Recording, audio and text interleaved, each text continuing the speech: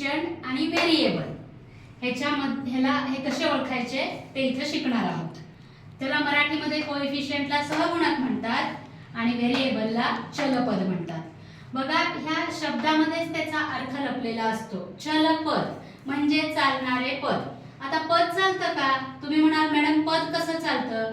तर पद चालत नाही, पण त्याची किंमत स्थिर नसते, त्याला आपण चलपद म्हणायचं आहे. आणि सहगुणक किंवा कोएफिशियंट, आता हे खाली मी काही उदाहरणं दिलेली आहेत. आता ह्याच्यामध्ये बघा पहिलं काय दिलंय मी 2a.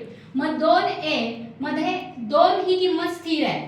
मी जर तुम्हाला सांगितलं 2 चॉकलेट आणा, 2 पेन्सिल आणा, तर प्रणित सुद्धा 2च आणेल, सूरज सुद्धा 2च आणेल, ईश्वरी सुद्धा 2च आणेल, सगळेजण तुम्ही 2-2च चॉकलेट आणाल. पण मी आता तुम्हाला सांगितलं ए चॉकलेट आणा, ईश्वरी 10 चॉकलेट घेऊन येईल, ती मला म्हणेल मॅडम ए म्हणजे 10. सूरज म्हणेल ए म्हणजे 20 आहे. प्रणित म्हणेल नाही नाही मॅडम त्यांचं चुकलंय, ए म्हणजे 100 आहेत. आणि मी स्वतः म्हणेल नाही ए म्हणजे 1000 आहेत.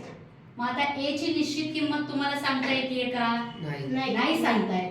मग ज्याची किंमत आपल्याला निश्चितपणे सांगता येत नाही त्याला मराठीमध्ये काय म्हणतात? चलपद. आणि इंग्लिश मध्ये व्हेरिएबल. आता 2a याच्यामध्ये कोएफिशियंट किंवा सहगुणक कुठला आहे?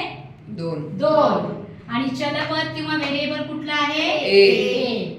3ab ह्याच्यामध्ये कोएफिशियंट किंवा सहगुणक कुठला आहे? 3. आणि चलपद किंवा व्हेरिएबल कुठला आहे? ab.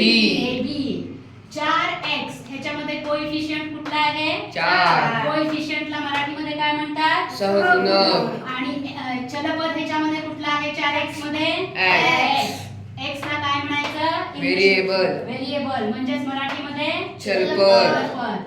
आणि 9m ह्याच्यामध्ये 9 हे काय आहे? सहगुणक. इंग्लिश मध्ये कोएफिशियंट.